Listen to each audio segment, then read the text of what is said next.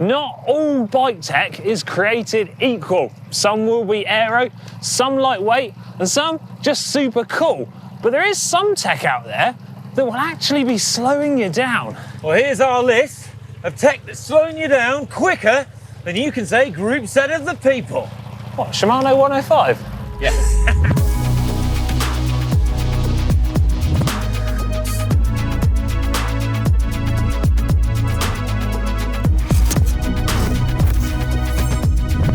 Before we dive into this list, I just want to say that we're not trying to suggest that some of these items are good or bad. It's just that they're slightly heavier or less aerodynamic than other options out there. However, chances are they are incredibly functional, which is a really important aspect to consider. Yeah, everything has its place. We're going to start our list with super deep aero wheels. Now, we all know someone who rides around on these kinds of wheels all of the time. I'm talking big 80 deep boys. You know the type. Now, while in a time trial or on the flat, they can often be faster. They reduce drag, but not always, because in some situations, they'll slow you down.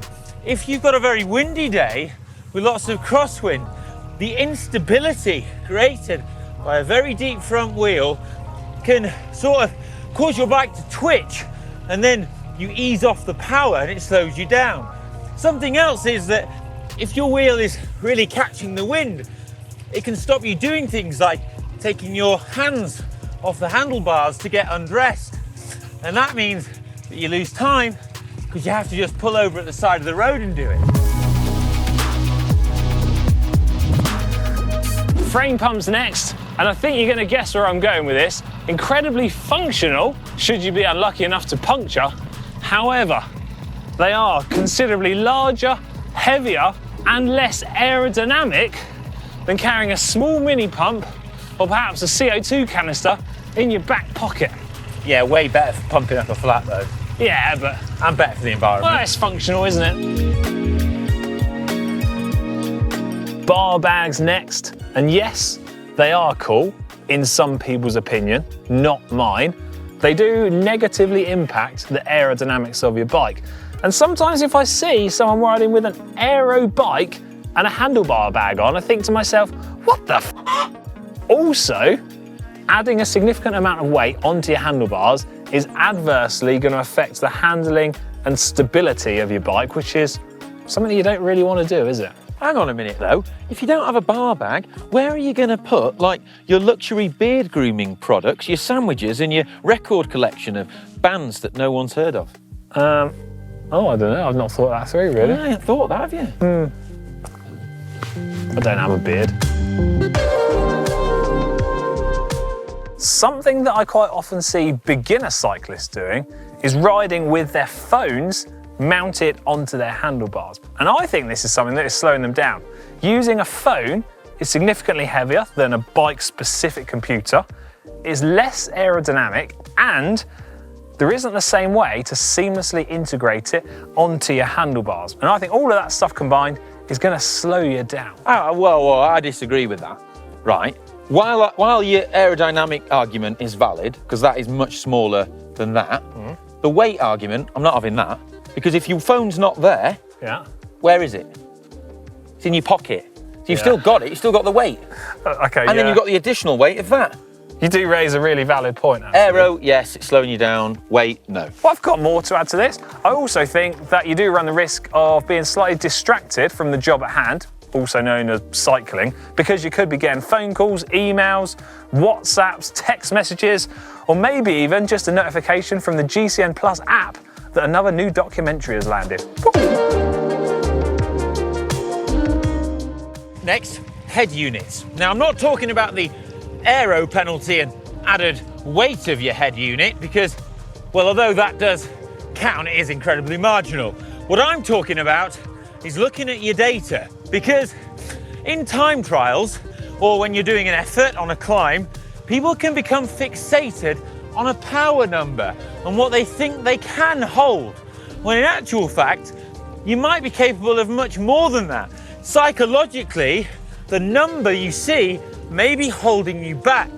And it's for this reason that a lot of pro cyclists, when they're doing time trials or they're on climbs, they actually cover it up with a bit of tape, or they just don't have that data field visible. And they just focus on the body and riding off feel. Knowing that you can ride without power or data is a really valuable tool to have.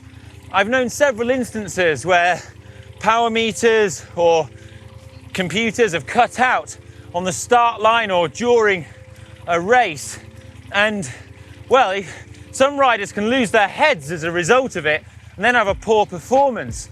But knowing that you can still go even if it's not there really is useful. For example, Hayley Simmons, right before she won the National Hill Climb a couple of years back, her power meter failed on the start line, but she just stuck to the plan, got her head down, and she still won. Yeah, it's important not to get hung up on all this data, isn't it? Yeah. The added motivation you can get in a race situation Adrenaline. Yeah, and adrenaline can be more than you'd expect. So if you haven't tried riding without any data and information, well, give it a go. Yeah, why not? Nothing to lose. Except the race. Maybe that. Winter tyres. Now in winter, they're a much better option. But what I see a lot is people keep their winter tyres on when they get into summer. Yes, the puncture protection is greater, but you don't need that extra puncture protection in the summer. And the rubber is a different compound, which means that you don't have as much grip with a winter tyre in the summer because it performs differently in different temperatures. This is known as hysteresis. Nice. In addition to that, the rolling resistant penalty of a winter tyre is massive. From a Pirelli Cinturato to the Pirelli TLR SLs I've got on here, you're talking like 5 watts per tyre. That's a significant amount, isn't it? Huge. It's huge. Rain jackets are an incredibly functional item, particularly if you live in an area where the climate can change just like that. However, whilst rain jackets are particularly lightweight and they're not going to slow you down, in terms of your aerodynamics, they cause all sorts of issues by creating additional drag.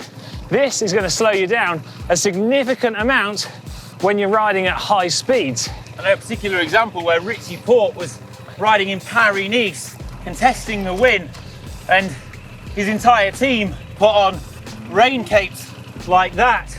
He got dropped and his whole team were left chasing onto the back of the peloton and were unable to do so. He lost the race that day because they were wearing big unaerodynamic rain capes and not a sort of figure hugging gabba type affair which the rest of the riders in the bunch were all wearing. If you do decide that the weather is bad enough, you need to have a rain jacket like this on, do us all a favour and at least have it zipped up. That'll help reduce the aerodynamic penalty as much as possible. Next is water bottles. Now, of course, you need water bottles if you're going on a long ride. You need to stay hydrated and they're also useful for fueling you. But adding water bottles to your bike frame makes it slower. Now, there's a bit of miscommunication around this and quite a few people get a bit confused. I've heard conflicting things. But Aero Coach did a very conclusive and thorough study on the effect of water bottles and different hydration options added to your bike.